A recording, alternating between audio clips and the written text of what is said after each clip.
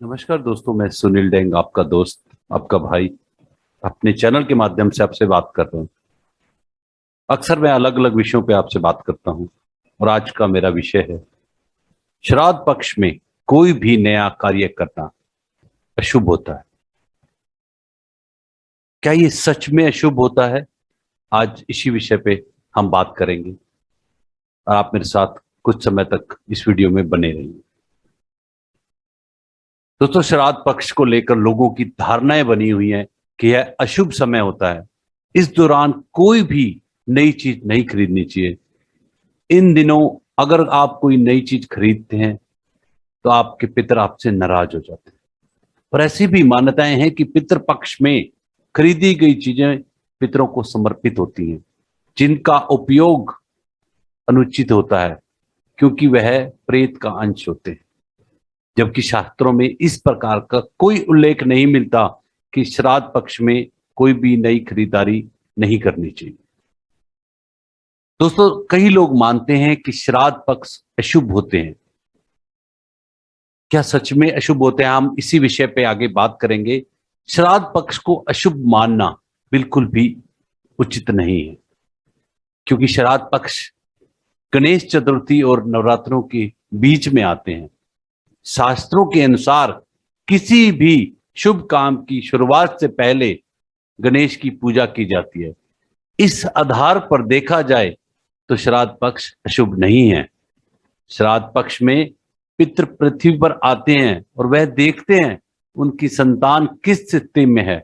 संतान अगर नई चीजें खरीदती है तो पितृ खुश होते हैं, क्योंकि उन्हें पता चलता है कि उनकी संतान सुखी है।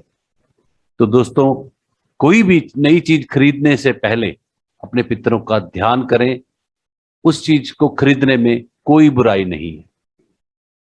दोस्तों, इन पितृ पक्ष के आरंभ होते ही हमारे पितृ अपने परिवारजनों के साथ निवास करते हैं और उनकी प्रेजेंस को मानते हुए अगर आप कोई भी नया काम करते हैं तो उनका आशीर्वाद भी हमेशा हमारे साथ रहता है और हमें किसी प्रकार की धन दान की कोई कमी नहीं रहती और हमें लक्ष्मी मां का आशीर्वाद भी मिलता है। क्योंकि जब हमारे पूर्वज, हमारे पितृ उन 15 दिनों में हमारे साथ हैं तो उन्हें भी बहुत खुशी होती है अगर हम कोई काम नया करते हैं। उनका आशीर्वाद भी हमेशा हमारे साथ रहता है। दोस्तों, इन दिनों में बाकी सब चीजें ठीक है, आप कोई काम नया करें या ना करें, या खरीदें या ना खरीदें, एक तरह से चीजें रुकती हैं। लेकिन अगर सुरक्षा को लेके आप अपना जीवन बीमा 15 दिन के लिए टालते हैं तो वो गलत हो जाता है, क्योंकि आपके पितर कभी भी नहीं चाहेंगे कि आप असुरक्षित रहें। आप इन दिनों में आपके पितर आपके साथ हैं ये मानकर, उनका आशीर्वाद लेकर अपने घर को सुरक्षित करें और अपना एक बढ़िया सा बीमा लें। बीमे का मतलब क्या होता है? आपके मंथली, महीने के जो एक्सपेंसेस हैं उसको कवर करने के लिए बीमा खरीदें, ताकि आपके पितर भी आपके प्रति निश्चिंत हो जाएं और आपको माता लक्ष्मी का भी आशीर्वाद मिलता है जब आप ऐसा कोई काम करते हैं। धन्यवाद दोस्तों, मैं आपका भाई सुनील डेंग। ये बातें सब आपको भी पता हैं। कई लोग इसमें काम करना भी चाहते हैं और ऊपर से कहते हैं कि हम इन चीजों को नहीं मानते, लेकिन ज्यादातर लोग अगर वो किसी को डिस्क्लोज करते हैं कोई चीज तो लोग कहते हैं 10 दिन रुक जाओ, नवरात्रे आ रहे हैं तब शुरू कर देना। अरे यार, जो काम सही है उसको तुरंत कर देना चाहिए, उसमें ज्यादा सोचना नहीं चाहिए। जो गलत है उसमें सोचना चाहिए, जब आपको पता है जिस दिन से आप ये चीजें खरीदते हैं आपका परिवार सुरक्षित। दोस्तों, एक पिता को सबसे ज्यादा खुशी कब होती है? जब वो देखते हैं कि उनके बच्चे खुश हैं,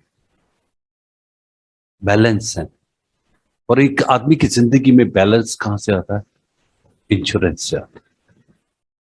क्योंकि जिस दिन वो इंश्योरेंस लेता है ना, उस दिन उसका परिवार पूरी तरह से सुरक्षित हो जाता है।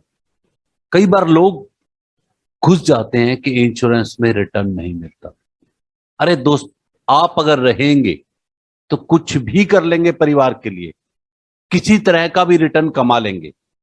लेकिन आप अगर नहीं रहेंगे तो आपका परिवार पूरी तरह बिखर जाता है। तो जरूरी है आपके परिवार को एक बैलेंस देने की। दोस्तों, मैं बार बार क्यों कह रहा हूं कि श्राद्ध पक्ष में ही बीमा खरीदें?